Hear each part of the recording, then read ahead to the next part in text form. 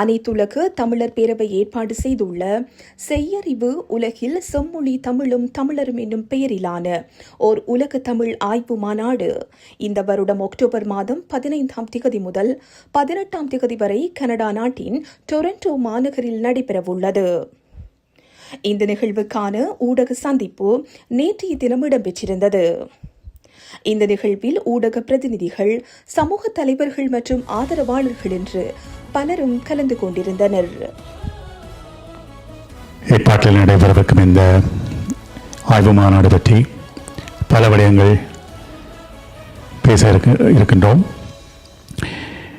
முதலில் இந்த அமைப்பு பற்றியும் இந்த மாநாடு பற்றியும் இந்த மாநாட்டிற்கான தேவை பற்றியும் பேச அமைப்பின் தலைவர் இங்கே அழைப்பேற்று வந்திருக்கும் அனைவருக்கும் அனைத்துலக தமிழர் பேரவையின் சார்பாக வணக்கத்தையும் தெரிவித்துக் கொள்கின்றேன்.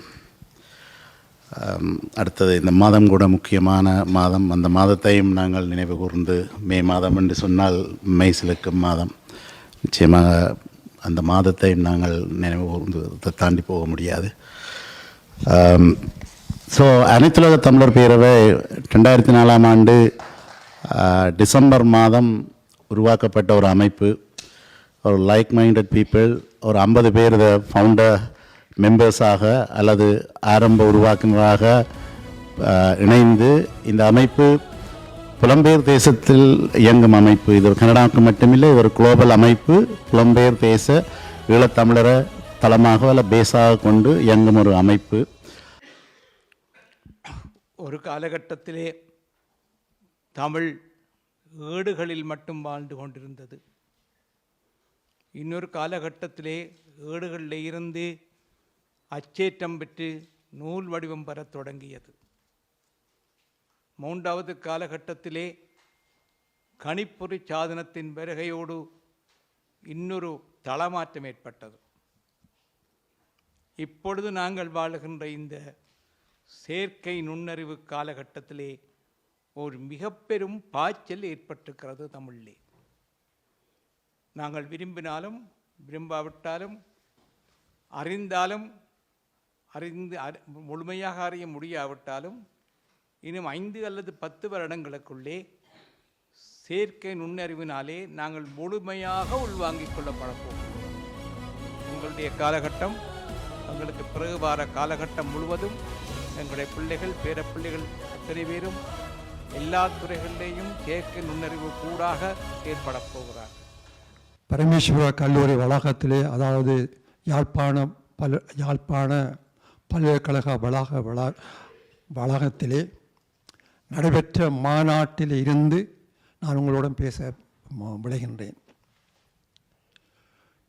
அதே ஒரு சூழல் தான் இந்த மாநாடு தொடங்குகின்றது. உங்களுக்கு தெரியும், அந்த 74ஆம் ஆண்டு நடைபெற்ற மாநாடு தான் எங்கள் எல்லோரையும் கனடாவுக்கு அனுப்பியிருக்கிறது. அதை நீங்கள் புரிந்து கொள்ள வேண்டும்.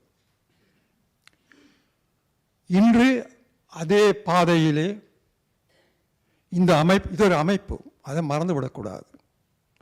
இந்த அமைப்பானது தலைவர் சொல்லிவிட்டார், அரசியல் அல்ல, எங்களுக்கு அரசியல் தேவையில்லை. ஆனால் தமிழர்கள் தேவை, தமிழர்களுடைய உரிமை தேவை, தமிழர்களுடைய மொழி, பண்பாடு முதலானவை எங்களுக்கு தேவை. அவற்றை எங்களுக்கு கூறுகின்ற பொழுதோ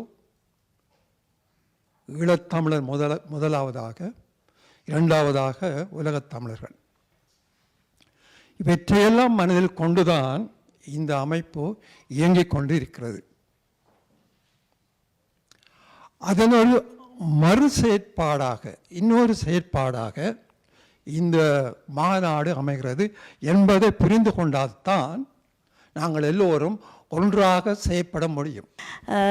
இந்த federation of global Tamils, by the way, நான் கணையாளியினுடைய அயலக ஆலோசகர் மற்றும் தஞ்சை தமிழ் பல்கலைக்கழகத்திலே நான் ரிசர்ச் ஸ்காலர், பேராதனி யூனிவர்சிட்டியில் விசிட்டிங் லெக்சரர்.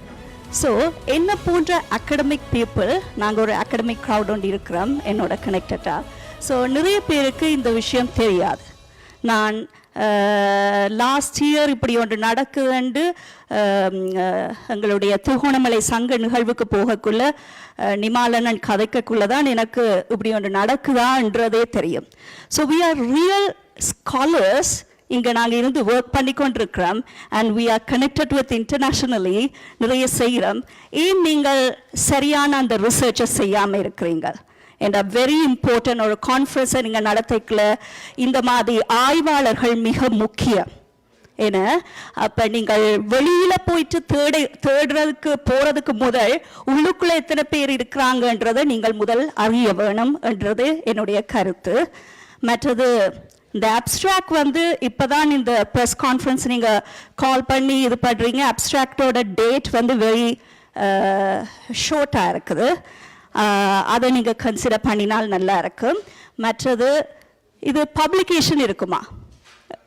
எங்களோட கட்டுரைகளுக்கு பப்ளிகேஷன் இருக்குமா?